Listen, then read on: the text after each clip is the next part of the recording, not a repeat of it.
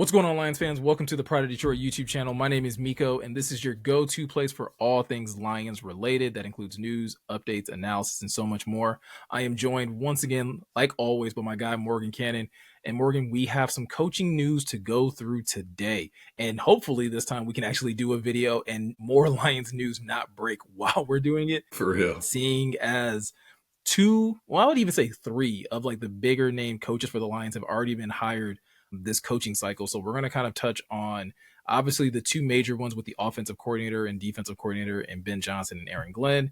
And then near the end of this video, we're also going to talk a little bit about Terrell Williams and some of the rumors that are at least floated out there about some of the other position coaches of the Lions that could be targets for other teams for other, higher up positions in terms of, offensive coordinator or defensive coordinator with other teams. But Morgan, let's kick things off first and foremost with Aaron Glenn taking the head coaching job with the New York Jets. That news broke today. That is the latest news that's, kind of involving the Detroit Lions. And this is one for me that doesn't really surprise me a whole lot. You and I had kind of talked about it various points throughout the season, whether it was just like pointing to the fact that Aaron Glenn deserved an opportunity like this, or even once we got closer to the end of the season and we started projecting on like, hey, if one of these coordinators were to leave, we both kind of felt like AG was the more likely of the two.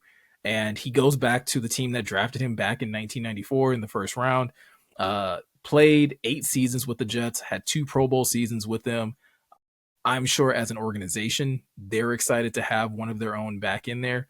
And as two people that obviously were fans of AG and the work that he did here, I don't think they could have made a better choice in this situation. No, like I really like Aaron Glenn, man. I don't think that's a secret. If y'all are watching this, if you've watched this channel before, both me and Miko have been very verbally, supportive of Glenn this whole time. Like I remember I would get into arguments with silly folks on Twitter like 2 years ago when they're trying to crucify the man. And I'm like, look at the roster, man. Like, look what he's got. Y'all are asking the man to cook some gourmet food with some not good ingredients, right? So I'm not trying to be disrespectful. Y'all know that. But now you see at the beginning of this year when he had, you look at those first 5 weeks when Hutch was still up, man, like, good Lord, that defense was playing some ball when they were like full of force, healthy, for the most part, still made it work down the stretch. But he's a fantastic leader of men. You hear the guys talk about him. Everybody loves AG. We already know he's going to look really good. I don't know what the Jets call their green, but he's going to look good in it as the head guy there.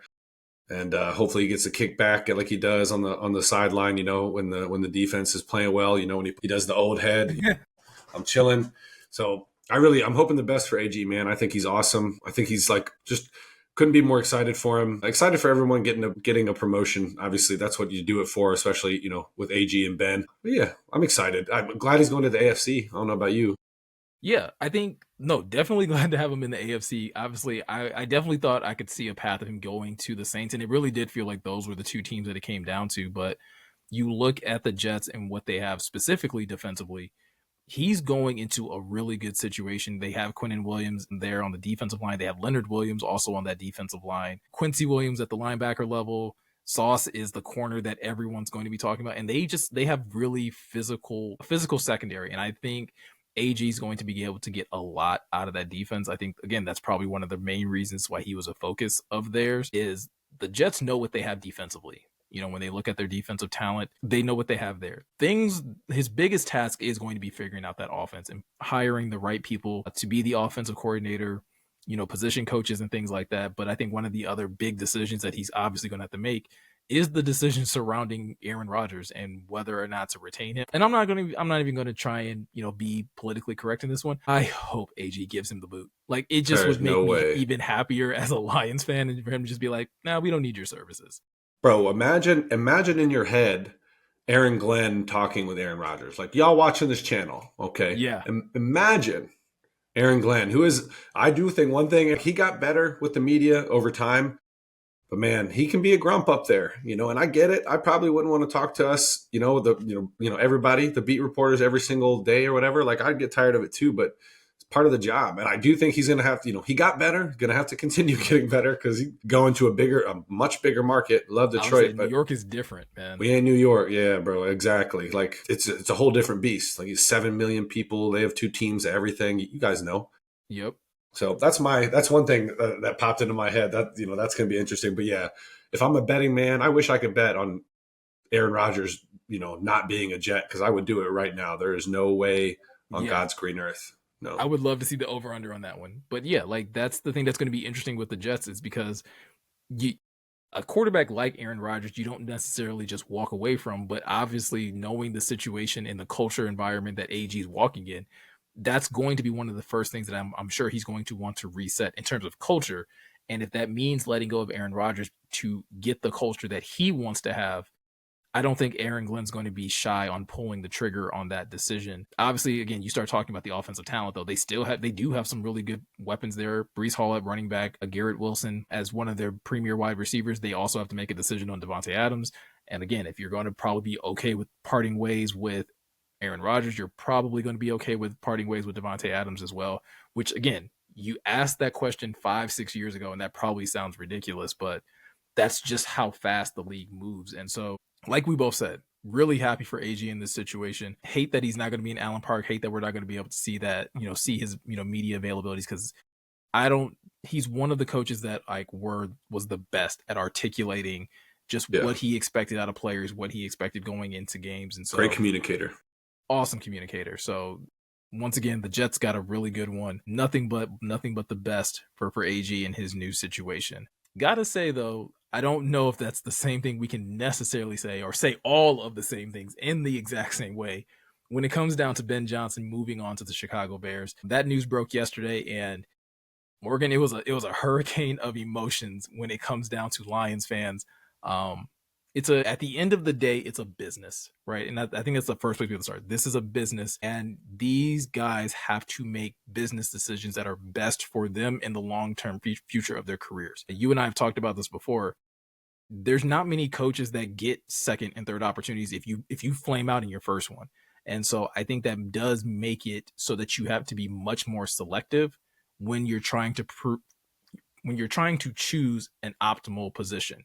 And I think that's what Ben Johnson did. I don't know if it's like, again, fan-wise, no, it's not a fan favorite destination that he chose. But career-wise, it really came down, in my opinion, Morgan, to Chicago or the Jags. Like if he wanted to kind of like go into like a quote unquote good offensive situation, and the Bears just seem a little more organized when it comes down from top to bottom, in my opinion. Yeah, and like I'm not mad at the man. Listen, guys, like I'm as petty as they come. If y'all follow me on Twitter, or you follow my writing on Pride of Detroit, I'm petty. I think it's in my Twitter profile still. So I get it. Like I did not love that Ben Johnson chose the Bears. I didn't think he would, to be honest with you. I wouldn't want to play Dan Campbell 2 times a year. I don't know about y'all, but yeah, it's a business, like you said, Miko. It's one of 32 jobs of its kind in the world. Chicago is a huge market. Like if Ben were to do well, it's huge, man. Like I really think would you say it's the third biggest market in the league behind New York and LA? And LA doesn't really, they don't even care about their teams. I'm not trying to be mean. Sorry, LA. I know there's some of you, but you guys know what I mean. You don't live and breathe it like we do. It's like negative 20 right now in Detroit, man. Let me tell you. And it's still like we're still like talking about football, right? Like it is what it is, But yeah, kudos to Ben. That's a bit. I think they floated the number out there. It was like 13. What did we get? No, I saw 13 mil floated out there. That's what he got. So it's, again, I don't know if that's actually what the contract is or if that's just how it averages out to be about 13 million a season or per year. That's a heavy investment. That's a heavy investment. And we know the McCaskies don't have the deepest of pockets in terms of owners. You hear Bears fans talk about that a lot. I think that's part of the reason that they're debating on moving to the suburbs, right? To Arlington Heights or whatever it is, which is like 40 minutes from the city, if I'm not mistaken. So interesting situation for Ben. It's not the same as AG's, where I do think AG's like the leash will be a little bit longer in terms of like the runway he gets. Like I think Chicago, they want to compete soon. Like they have some work to do, particularly, on the offensive side of the ball with the offensive line. Their skill players are good. They definitely have some work to do defensively in the trenches. But yeah, I think it's going to be interesting because like we talked about, it's going to have to build everything around, Caleb, make it work. And it's going to be, what do you think? Like, do you think the expectations for, I know that division's tough, like they see that, but do you think they're going to be like, hey, we need to win tomorrow? I think so, because you're the laughingstock of the division, right? Like in a division where the Vikings, the Lions, and the Packers are seen as true contenders, right? Obviously, I'm not naive in thinking that, like, obviously going deeper into the offseason, people are going to question whether the Lions can repeat as division champs again. Once we get past the draft, once we get like see what rosters look like, I fully expect a lot of people to still expect the Lions to be one of the top two teams in this division. So whether it's the Lions and the Vikings or the Lions and the Packers, those three teams are always going to kind of be seen as like, hey, they've done it more recently than the Bears have. And I think that's the other caveat to this, is that it's not that the Bears are just that they're not playing up to what their expectations are. It's just how long it's been, in looking at how long it's been since they competed for the division. And like I said, the Packers have done it recently. The Vikings have done it recently. The Lions just finished doing it back-to-back seasons. So you have to contend with the rest of the division, because the rest of the division is almost a shoo-in, right, for like 9 wins. It's kind of like how you kind of feel about the rest of like the top of this division is like Vikings, Lions, Packers could all easily go out there and win 9-10 games. Chicago, what are you going to do?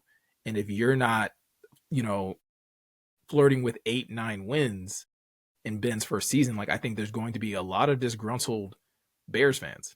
No doubt. I think, they've been down for a little bit now. You know what I mean? Like they keep on winning off seasons. I'm not even trying to troll Bears fans. If y'all are watching this, like there's a lot of talent on that. I don't disagree with some of the things Ben Johnson said about Chicago's roster. There's a lot of talent there. And that's why, they needed a new head coach, because it wasn't being maximized, in my opinion. So yeah, I don't know. There's some funny, I did think the emotional decision, the fact that he admitted that out loud, I was like, okay, that was a wild thing to say. Just at, this time last year when he was like, I'm going to stay. Mm-hmm. But, at the same time, I like that he made this quote. This is from Courtney Cronin, the Bears reporter for ESPN. And during the interview, he knew he needed a new challenge, and the runway is built in Detroit. It doesn't matter who the play caller is anymore. That he said that offense is going to be a good offense for the next 3 to 5 years. So for me as a competitor, I wanted the next challenge, and I found exactly what I was looking for here in Chicago. Also said he wanted to stay in the division. I thought that was kind of crazy. Yeah, I think again, and it all comes down to mindset, right? Like there's different types of competitors. There's competitors that want to be able to get their feet set and then be able to build something, and then there's others that are just like, no, like throw me in the deep end, right? I want to contend with the best, and that's what he's getting in staying in the NFC North. I know someone else floated this out that like, maybe the AFC West has like the best gambit of head coaches, and it's definitely very competitive when you talk about Andy Reid, Jim Harbaugh, Sean Payton, and Vegas is looking for a head coach. Those three, like, and then you're looking for a fourth, like that's a tough division to deal with as well. But I think what you're getting in the NFC North is you're getting a lot of like younger coaches, right? Like, I mean, Dan's no spring chicken, but Dan's not old, near on the way out. Yeah, 48. Kevin O'Connell is again just re-upped with the Vikings. Matt LaFleur, I think is kind of like a staple, is going to be in Green Bay for a much longer time. I think they'll switch quarterbacks, in my opinion, before they switch head coaches. Like that's honestly how I feel. And so you get Ben Johnson in that mix, and it's a healthy, competitive group of guys that are all, at least again, the first 3 guys that are more established in the division have all proven that they can lead their teams to winning seasons. Ben Johnson's jumping in the mix there and saying that he wants to contend. So on one hand, like that's commendable. Like I can respect somebody that wants to compete against the best. The same can kind of be said for AG as well, going to the AFC East, knowing that the Bills run that division, right? And that, again, the Dolphins dealt with a lot of injuries this year, but Mike McDaniels has coached that team well enough to have winning seasons as well. So he's not going into that situation either as immediately the second or even third best head coach in that division. So there's a lot of proving that's got to go around for both guys. So I think when it comes to the Bears, though, like as worried as, like, I've seen some fans that seem like they're worried about Ben Johnson going to the Bears. And the one thing that I will always kind of say is, and it's kind of similar to what you were just talking about, this offense is established here in Detroit, and he doesn't get to take that with him, right? Like he has to start over in the sense of building trust, camaraderie. Like he has to establish all of that in Chicago so that when he's calling plays, everyone is executing it at the same clip that they were in here in Detroit. Like that's what makes Detroit special, in my opinion. It wasn't just the trick plays, it's their ability and attention to detail to execute them properly. What use is a trick play if you're going to get out there and run it and DJ Moore can't make a pitch to Rome Odunze on a hook and ladder? You know what I mean? Yeah, he's not. That's what I'm saying, man. Like I think everybody, like is Ben gonna? But he just said the offense is established, right? Like the it's there, right? You just have someone pulling the levers now at this point, and like that's going to be your play caller. And will the new play caller, whoever it is, have to establish a rhythm and feel like a flow to the game if they haven't played called plays before in the at the NFL level? Sure, but you still got Panay Sewell, Amon Ra, man. Like you don't get to take any of that. Like the Lions' offense is special on all kinds of levels, not just like you said, Miko, not just the trick plays. So I'm not tripping about that at all. Is he a good mind, a good offensive mind? Sure. But the way I've always looked at this is because y'all know this is a Dan Campbell system that Ben Johnson, he was on the training wheels through the back half of 2021, 2022 through last year. He's a play caller. But Dan's in all those meetings. I'm not discrediting anything Ben did, but I'm just saying, we listened to it on the JMO podcast with when he was with the St. Brown brothers, and Dan's mostly in offensive meetings, and I firmly believe that as a Dan Campbell system that with a Ben Johnson polish. So don't trip And I think about that's that. that's the thing that keeps, again, on a Lions perspective, that's the thing that keeps me, Sleeping. yeah, like feeling good about this offense going forward. One other thing about Ben Johnson and being in Chicago as well, it's going to be interesting to see that chemistry build between him and Caleb Williams. And you and I talked about this when we had to do film study on Caleb Williams, or when we had to talk about the Bears. Talent wise, he's got it, right? You can easily say that from a talent, like purely talent perspective, he's probably more talented than Jared Goff. But there's still an adjustment that Ben is going to have to deal with from going from a Jared Goff to a Caleb Williams. Jared works in structure really well. He's locked in on timing routes and understanding where the football needs to be and understanding when to get rid of the football and things of that nature. Caleb is going to be going into his second year, and you're still going to be developing that with him. And that's something that I think Bears fans are going to have to watch when these two, with these two paired together, is how quickly does Caleb attach himself to Ben's system, and what type of accommodations is Ben going to make for Caleb Williams? Because just being blunt and being honest, timing routes have not been his friend, not just in the NFL, but even in college. Like those are things that he's still working on. Yeah, like you said, because the arm talent is there, right? He can do things out of structure, off platform. He has that baseball player, like Mahomes-y ability to throw the ball, like all different arm slots. Playing on time has been a tough thing for Williams, and he never has, to your point, right? You go back to the USC days, the Oklahoma days. I'm sure the high school days, he was just getting by on talent. So it will be up to Ben because it's not going to be a one-for-one swap if Bears fans are watching this.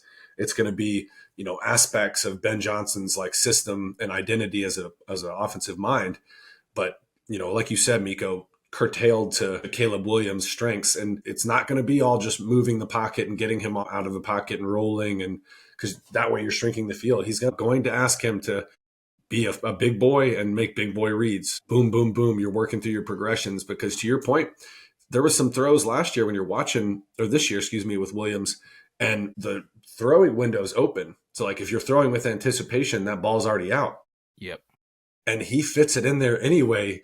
He throws it late. Like it probably either could get the receiver leveled or an interception or turnover, but he's still able to fit it in there because of that immense arm talent. So if Ben can get all that synchronized, and that's a big if, because we've seen a lot of guys that are talented throwers of the football be terrible NFL quarterbacks because there's just so much. There's a reason these people get paid so much. So that's going to be something fun to watch going into next year's. Like you said, how quickly is that going to happen? And because it's going to be a working relationship, I firmly believe that, because you can't take the system that Goff is running right now at the level he is and expect that's like taking a really high level course and asking a college freshman to like, here you go, try to handle this. You know what I mean? Exactly. No, I'm right there with you on that. So when you look at both of these coordinators, again, both of them going into good situations for their respective strengths, right? AG gets to go to a really strong defensive team. Ben Johnson gets to go to a team that's loaded with offensive potential. Which of these coaches, again, just looking purely, well, I guess we could look at next season and going beyond a little bit. Which coach do you think has more success? And you can frame success however you want to, but just who do you think is more successful in their new landing spot between Ben Johnson and Aaron Glenn? I'm just going to go with the probability here because it's so tough to think about it, but I'm going to go with AG, man, just because I think AG is, like we talked about, is akin to Dan Campbell as a culture builder. Like I don't even know that AG will want to call plays for the Jets. You know what I'm saying? I think he's going to want to Yeah. be Dan, be the CEO, like be in any room he wants to be in that day. Have his hands in all the pots because the man knows ball, right? Like I didn't realize until the other day that he's 2 years older than Dan. He's 50. So Jeez. yeah, black don't crack though, right? You know Facts. what I'm saying? It just is what it is. Because Dan looks a lot older than that man, despite AG's salt and pepper, and that looks good. So I will go with AG though, man, just because they're both tough markets, like we talked about, Chicago, New York. But I trust Aaron Glenn as an evaluator of people. It could work for Ben, but I do think like they still got polls in Chicago. Whereas I think is Newmark's going to be did that break yet, or is it just whispers still? I don't think it has yet. I know I Okay. saw some hiring for like some other executive. I don't know if I saw the GM. Like I thought I saw assistant GM and like another executive in New York, but I don't know if I saw like the actual GM. Yeah. Okay. That's part of the calculus too. Then I'm going with Aaron Glenn is just because still got polls in Chicago. They've messed up here and there. They've drafted some good stuff, but it's also like they had that guard they paid a bunch, and then he was sitting on the bench. I can't even remember the name, but yeah. What about you? Yeah, I'm gonna go with you on that one. I'm a big fan of what I think of thinking that AG can kind of right the ship in New York, even if it's just from a kind of like an old school Jets approach where it's like they just have a really dominant defense and they find a quarterback somewhere on the market, even if it's not Aaron Rodgers, that can just steady the ship, right? And they maybe have a more old school approach of just like, hey, we're gonna run the ball because again, Brees Hall is that good. Garrett, they got people, bro. Yeah, right, for sure. And so if you set up that way, I also think again, as while the Bills kind of run the AFC East, second place is up for grabs. And I think while AG might struggle in that first year, especially if they decide to move on at the quarterback position, I think you give him a year of them being down. They go out, they get a really good young quarterback maybe in the next year or so. I think they can build something sustainable for the long-term future. Chicago might have a better, like Ben Johnson might have a better first year than Aaron Glenn does. But I just think that the consistent growth, because I think the NFC North is just a dogfight. Like every week, every time you have a division opponent, none of these, there's not a cakewalk in the NFC North. There's a little bit of that in the AFC East. I think Drake May is still like good and up and coming, but we got to figure out what Miami's going to be, especially if Tyreek Hill leaves. Like there's a lot of questions in the AFC East. Josh Allen may still run that division for a few years, but I think Aaron Glenn can build something that'll really challenge it. That's a good point too, thinking about the division they're in, because the NFC North is a killer right now, man. I would say, like you talked about, the West, the AFC West and the NFC North, crazy. Yeah.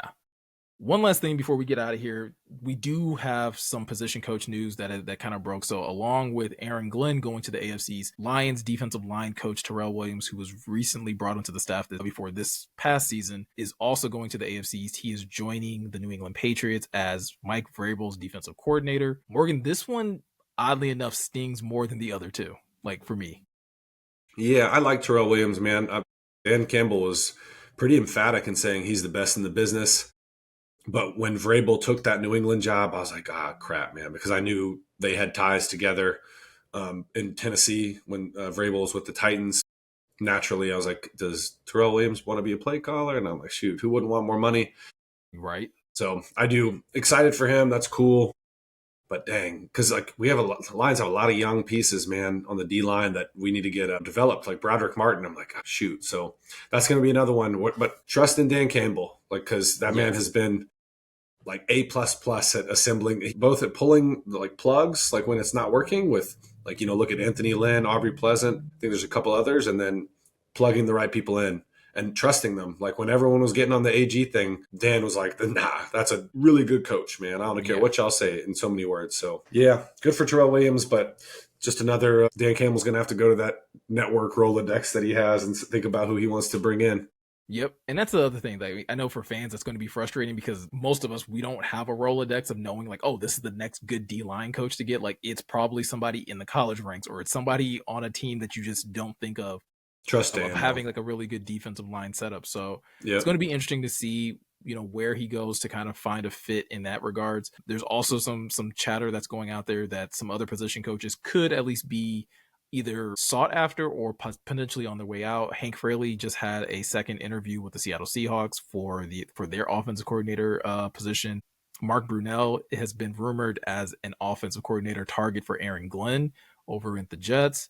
So anyone else that you're kind of worried about potentially, taking their ball and going somewhere else? I don't want to lose Antoine Randall.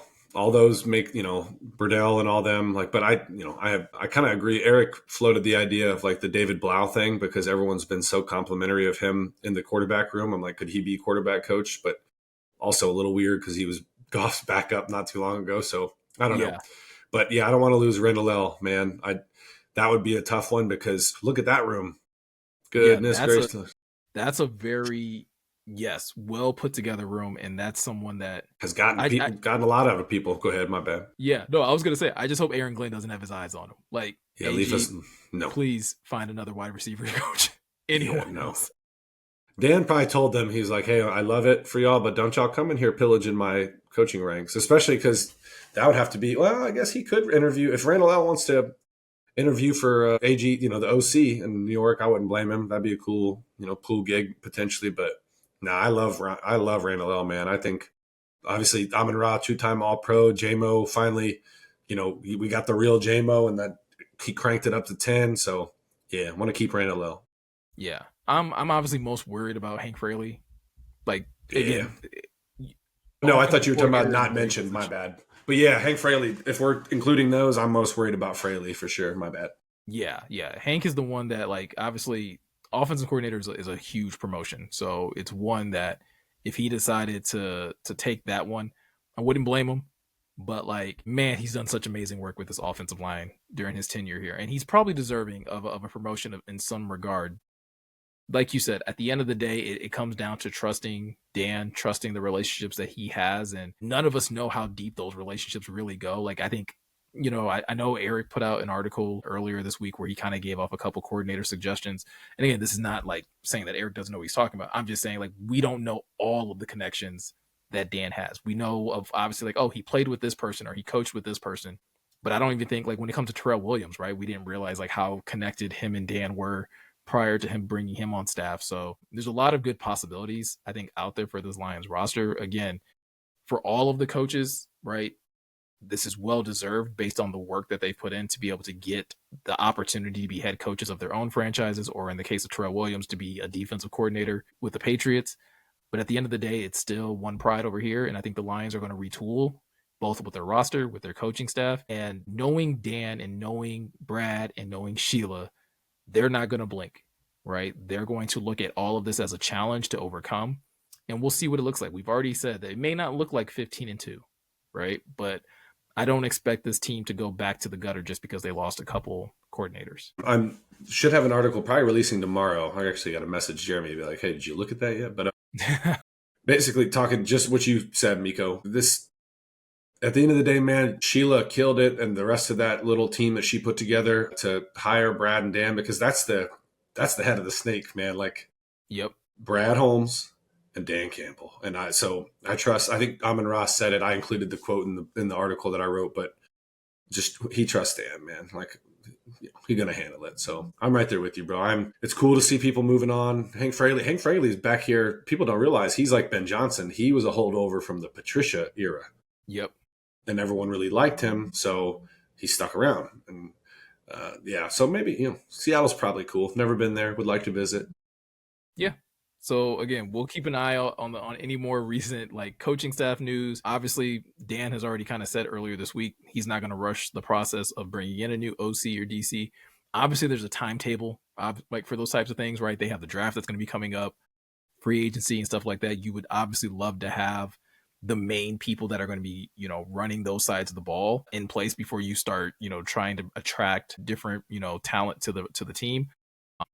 But again, I don't think like that's going to happen within the next week or two. I think the Lions are going to take their time, really survey the landscape and see where they can find some high quality coaches that's going to keep this machine running. So with that being said, if you guys want to stay tuned to that information and just stay locked in with new news that's coming out about the Detroit Lions, you can easily do that by staying locked in at the Pride of Detroit website. New articles are being uploaded over there all the time. You can also make sure that you hit the subscribe button and hit the notification here over on YouTube. Those things make it easy for you guys to find out when we decide to drop new videos or when we decide to go live, especially when we're talking about topics like this. So with all that said, I'm Miko. He's Morgan. Thank you guys for taking the time to watch, and we'll catch you guys in the next one.